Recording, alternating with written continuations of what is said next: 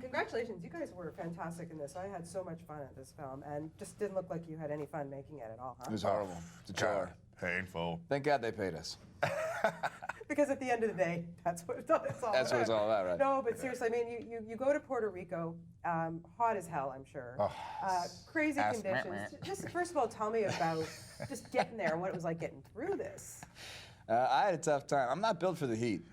This is like a pound of makeup on me right now. I normally glow. So being in Puerto Rico in the sun every day and in the fatigues and the guns and the jungle, everyone else was loving it, and I was just sweating buckets. To be honest, it was tricky. I know a lot of people would say, Puerto Rico, shut up, but not me. I was dying. I'm sorry. I was dying. Just sweating all day. We'd yell cut, and I'd run to my fans, and I just would have 6 fans on me all the time. The first day of production, we go to the makeup trailer, and they're tanning him. Oh, just like a spray coat. By 15 minutes, we didn't even make it to set, and he's melting. Just dripping like, yeah, we're going to have to figure something else out, because this is not working. Yeah, I don't tan very well. That's okay. Spray tans, that's what they're for, right? Yeah. Now, Oscar, you're used to that kind of heat from Spain, Yeah, so yeah. you were probably telling him what you pussy. I was like in seriously. home, so I didn't have any problem. Chris he's always with his fun all the time, and it was Always. hilarious, man. Always. All the time. Up the all shirt, down the back. But he's from Boston. Yeah, exactly. I like the winter. I'm from Toronto, so I There you get go. it. I get it. Now, you guys looked really professional with all those weapons and stuff, but I can't imagine that that's something every day that you just pick up and do. I mean, what kind of training did you have to go through to prepare? Harry Humphreys trained us, and he's like, if in any like black ops, super special forced guy, literally in the military right now, they were trained by Harry Humphreys. So he was the real deal, and he whooped our, he kicked our butts. You know what I mean? And we got official training, which is one of the best parts about getting ready to do the movie, just to learn all that stuff about the weaponry, about protocol, rear entry. Rear entry. Ooh, did I say rear entry? You did say rear entry. Awkward. And you said it like with a smirk too. Rear entry. No, right? No, Yeah. it was really cool. And you, I don't see you as a computer geek, nerdy type. Or were you into that? No, that was a lot of like button acting. You know what I mean? They give you these fun tools to use, and you're like, wow, I just gotta press these like I know what I'm doing. And it's actually fun. It gives you something. It's like acting with a cigarette. It gives you something like it's kind of cheating, to be honest. But it gives you something to do. It makes you look smart. And I have trouble with my cell phone. Great with that sniper gun now. How did you prepare for that? 'Cause that I was trained by a real sniper shooter in Spain. He was from the Royal Army in UK, and it was very tough. We was working for a long time, and I can't even move when I was in my position for hours, and we were just talking about how the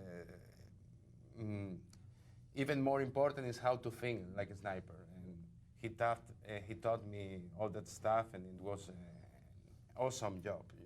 Was it more fun for you because you didn't have a lot of lines in this movie, the silent but deadly type, I think, in this film? Was that more fun? Is that more challenging when you don't have to say stuff and it all has to be conveyed through your eyes? Yeah, I had a lot of fun.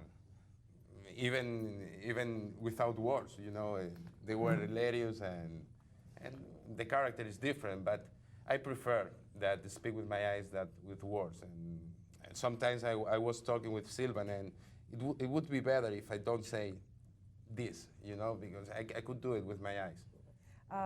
The camaraderie on this set, I can't even imagine. I mean, you guys really, all of you, all 6 of you, were so great together. It seemed like a very tight team. What was it like, when you all got together for the first time, and did you all click immediately? Yeah, I think so. I mean, me and Chris, we sat at the table read, me, Chris, and Zoe, and Jeffrey, and Oscar. We said, we're gonna have a good time. Yeah, people say that, pre-movie, but as soon as we touched down, it was like, going to dinners together, hanging out, drinking, and everybody's together, and just to build some type of camaraderie that would ring true when you saw the movie. Because if cast members don't like each other, you can tell. It doesn't lie, and audiences aren't retarded. I think you can really see the chemistry, and I think that it translates. You know what I mean? And we really do like each other. Especially you two guys. I mean, We had a bromance. Yeah, we it's going pretty well. They are the most comedic on set as in the hotel, you know, just like the roles. So I think we were all living our characters in front of and behind the cameras. Absolutely. And it was very useful for our work. now who got bruised up the most? JYD. Jeffrey. Yeah. He suffered injuries, I think, when he landed. I think he stepped off the plane and pulled something. Pretty rough. I mean, it looked rough. There were some scenes. Yeah, there. he did have a lot of work to do. He did have a lot of... He pulled his hamstring. He fell out of Vans. He hurt himself. He got hurt. He went home with ice bags. And Zoe being the only female in this, I mean, she kicks butt in this movie like Yeah. I've never seen from a female. Like, wow. Yeah. But did you guys give her a rough time? I mean, you know, 5 guys in Yeah, the we scout. we busted her fallopian tubes. Wow, that's aggressive.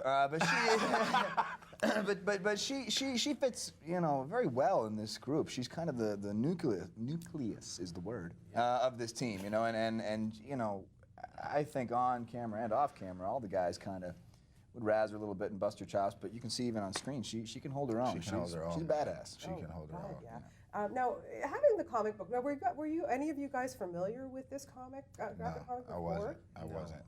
No. None of you. Okay, so when you have this source material, like, is it something that's important for you to go back, read it, and try and get a sense, or do you just go from, you know, I mean, Peter Berg co-wrote the script, so for me, I mean, I would have been in without any money. I love that guy. Yeah. But when you have such a great script but a really good comic, do you need that to go back on? Did any of you do that? The characters were written on the page. You always want to reference the source.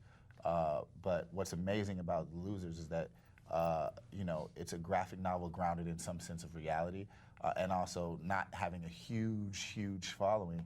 We had a little bit of some liberties in character development and what we're going to bring to our character as a little bit of a departure from the comic. But I think most of us stayed true in a sense. Would you say? Absolutely. I mean, it's great having a comic book. You know, it's a great blueprint, and especially a modern comic book. It's not like an old. It hasn't been around since the '60s.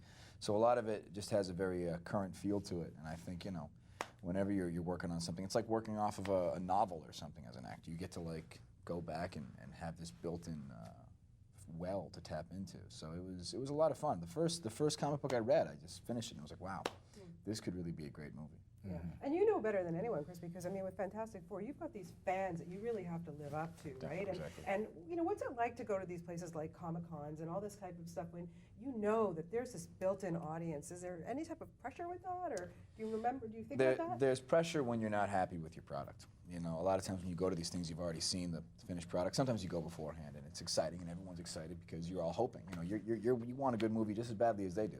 No actor wants a piece of crap. But when you have something that you're proud of, that you know lived up to everyone's expectations, it's really exciting and it's really fun, and it makes press a breeze because you're proud of your work. But I think because of this movie is not so known, I mean the graphic novel, they have some expectation. There's no expectation. I think they're more like, you know, let's see what we get. You know what I mean? And I think we delivered. I don't know. No, you really did, and it's really funny too. There's some really funny stuff. Just have to know, did you get to keep the hat at the end? What? Did you get to keep your hat? No. Well, yeah, I keep it one, but the other one was for the director of photography. Good stuff. You looked really cool in that hat, I have to say. You guys were great in this movie. Really enjoyed it. Thank you very you. much. Thanks a lot.